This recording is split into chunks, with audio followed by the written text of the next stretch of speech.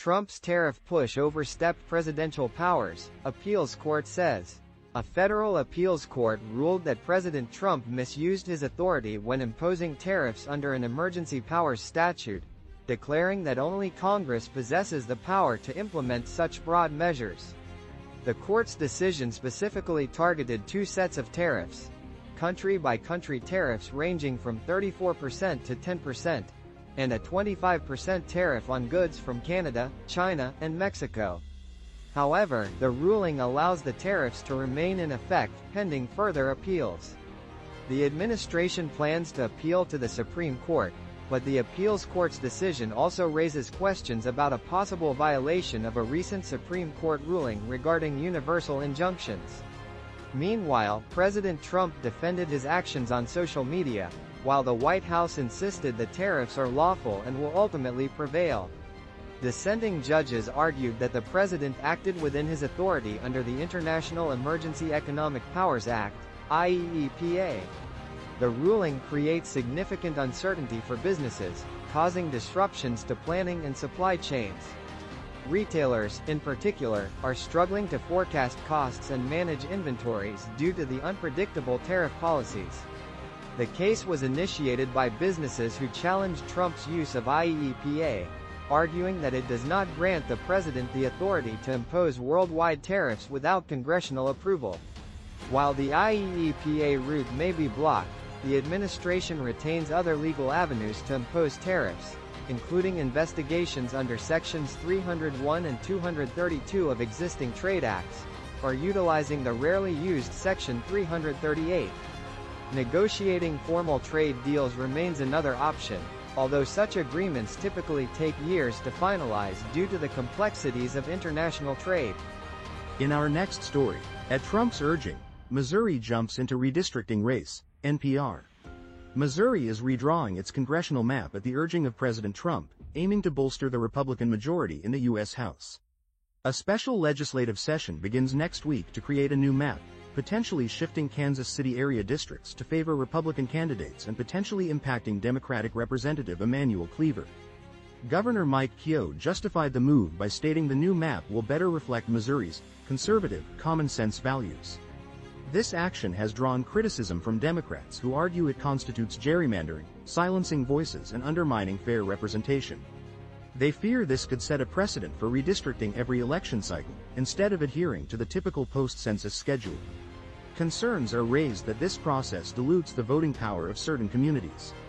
Trump's call for redistricting has triggered a nationwide wave of similar efforts in Republican-led states, including Texas, which passed a new map seen as beneficial to the GOP, and Indiana and Florida, which are considering similar actions. Conversely, some Democratic-led states are planning their own redistricting efforts to gain an advantage. Beyond redistricting, Missouri legislators will also consider a proposal to make it more difficult to amend the state constitution, following last year's voter approval of an amendment legalizing abortion. This move is another example of the political maneuvering happening across the states. In our next story, U.S. denies visas to Palestinian Authority leaders for UN General Assembly. The U.S. State Department announced it has begun denying and revoking visas for members of the Palestine Liberation Organization, PLO, and the Palestinian Authority, PA, including President Mahmoud Abbas, preventing his planned address to the UN General Assembly. The State Department justified this action by citing the PA's alleged failure to meet commitments and undermining peace prospects, accusing them of lawfare through international legal actions against Israel.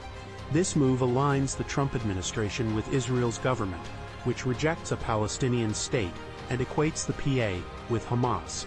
The U.S. decision sparked outrage from the PA, which argued it violates the UN headquarters agreement. The UN spokesperson expressed hope for a resolution, emphasizing the importance of Palestinian representation at the upcoming summit. Israel, meanwhile, praised the U.S. action, thanking the administration for its support. The Israeli offensive in Gaza continues, resulting in a staggering death toll exceeding 63,000, mostly civilians, along with widespread injuries and displacement. The UN has declared a famine in Gaza City due to Israel's obstruction of humanitarian aid. This offensive follows a Hamas attack in October 2023 that killed over 1,200 Israelis and led to the abduction of hostages, some of whom remain in Gaza. This visa denial marks a significant escalation in U.S.-Palestinian relations and adds another layer of complexity to the ongoing conflict in Gaza, highlighting the deep divisions and challenging path to peace in the region. In our next story, SNL's Bowen, Marcello, Hernández, and more react to cast exits. Saturday Night Live is bracing for a significant cast shakeup as season 51 approaches. Heidi Gardner, Michael Longfellow, Devin Walker, and Emil Wakeham have all confirmed their departures from the long-running sketch comedy show, with more exits expected. The news has prompted an outpouring of support and well wishes on social media from current and former cast members. Fellow SNL stars like Bowen and Chloe Fineman, along with alums such as Molly Shannon and Chris Redd, shared heartfelt messages acknowledging the departing comedian's contributions and expressing excitement for their future endeavors. Longfellow's departure in particular sparked a wave of affectionate comments, highlighting his impact on the show and the close bonds formed within the SNL community. His unique comedic style and contributions to Weekend Update were frequently mentioned. Wakeham's relatively recent arrival as a featured player in season 50 made his departure even more noteworthy, underscoring the dynamic and often unpredictable nature of the SNL cast. The collective response underscores the lasting impact SNL has on its performers and the close-knit relationships forged within the show's unique environment. In our next story, inside the Micah Parsons deal. Micah Parsons' contract with the Green Bay Packers is a massive deal, totaling over $210 million over 5 years. A significant portion, $120 million, is fully guaranteed at signing, a rarity for the Packers, demonstrating their strong desire to acquire him. This commitment covers nearly all of the first 3 years. The contract structure is complex, with substantial signing bonuses, option bonuses, and yearly salaries spread across the 5-year period. Key figures include a $44 million signing bonus, option bonuses reaching into the tens of millions each year, and yearly base salaries progressively increasing. Additional incentives are built in, including payouts for Pro Bowl and All-Pro selections, adding up to a potential $2 million in additional compensation. Depending on his positional designation, Parsons' average annual pay, APY, will be between $46.5 million and $47.17 million. The Packers' willingness to pay this price, including the high guarantee and the compensation given to the Dallas Cowboys in the trade, underscores just how highly they value Parsons.